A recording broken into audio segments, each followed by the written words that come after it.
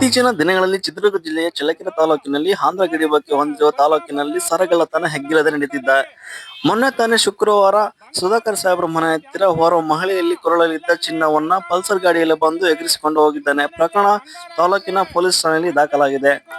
ಇದನ್ನ ಕಂಡ ಪೊಲೀಸರು ಹಳ್ಳಿಗೆ ಬಂದು ಟಾಮ್ ಟಾಮ್ ಮೂಡಿಸಿ ಜನ ಜಾಗೃತಿಯನ್ನ ಮೂಡಿಸಿದರು. ಯಾವುದೇ ಕಾರಣಕ್ಕೂ ಮಹಿಳೆಯರು ಚಿನ್ನ ಧರಿಸಿಕೊಂಡು ಒಂಟಿಯಾಗಿ ಓಡಾಡುವಂತಿಲ್ಲ. ಚಿನ್ನ ಧರಿಸಿಕೊಂಡು ಯಾವುದೇ ಕಾರ್ಯಕ್ರಮಕ್ಕೆ ನೀವು ಹೋಗುವಂತಿಲ್ಲ.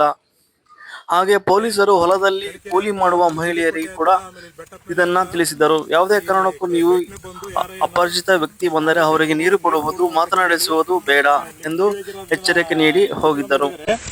ಅದಕ್ಕೆ ನೋಡ್ರಿ, ನೀವು ಒಂಟಿಯಾಗಿ ತಿರುಗಾಡ್ಬೇಡ್ರಿ. ಆದಷ್ಟು ಇಬ್ಬಿಬ್ರು ಹೋಗ್ರಿ, ಗುಂಪಾಗಿರ್ರಿ.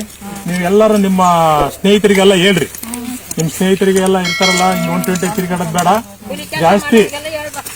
ಜಾಸ್ತಿ ಬಂಗಾರ ಹಾಕೊಂಡು ಹೋಗೋದ್ ಬೇಡ. ಬಂಗಾರ ಜಾಸ್ತಿ ಇದ್ರೆ ಮನೆಗೆ ಸೇಫ್ಟಿಯಾಗಿ ಇಟ್ಟು ಬರ್ರಿ, ಆಯ್ತಾ?